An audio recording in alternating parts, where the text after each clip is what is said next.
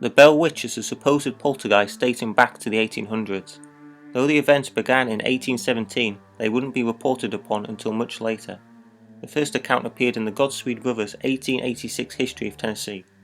The passage was just one paragraph long and described a witch possessing female characteristics. This witch performed feats commonly linked to poltergeist activity, such as moving household objects and being a general annoyance to its victims. The people that claimed to suffer from this entity were John Bell Sr., a successful farmer, and his family. Some years after the Godspeed Brothers book, other accounts were made. These accounts, such as a book entitled An Authenticated History of the Bell Witch, explored the hauntings in greater depth. It all began one day when John Bell Sr. had seen an animal amongst his cornfields.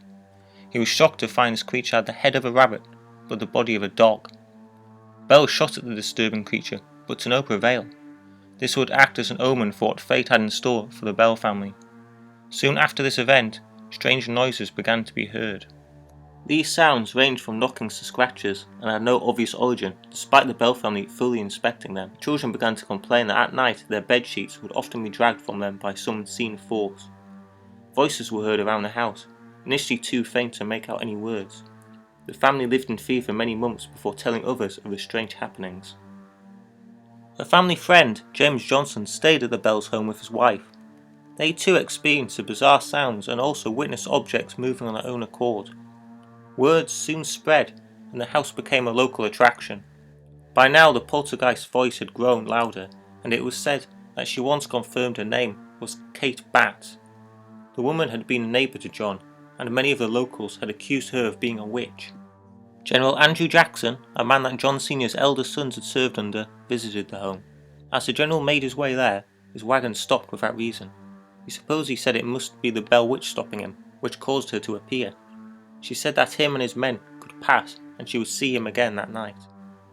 Having arrived safely, the general initially saw no activity. This was until one of the general's men said he had a silver bullet in his gun that could kill spirits.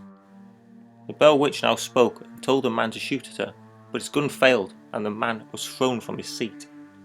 The youngest daughter, Betty, was a favourite target for the witch. Betty was regularly scratched by a spirit and even prodded with pins. The witch never revealed why she picked on John Sr. and Betsy more than the other family members. The spirit became determined to prevent Betsy from marrying Joshua Gardner, a young local resident. The couple went on walks together, but the Bell Witch would follow and taunt them, even in places as secluded as the nearby cave. The spirit finally won, and Betsy ended her relationship with Joshua. Having suffered at the hands of the Bell Witch for 3 years, John's health began to decline. The Bell Witch did not desist, however, and even took to hiding his medicine. In December 1820, John passed away. The cause of his death has never been determined, though respected anatomist Sir Charles Bell believed John was suffering from a neurological disorder. However, the Bell family found a half-empty phial of liquid.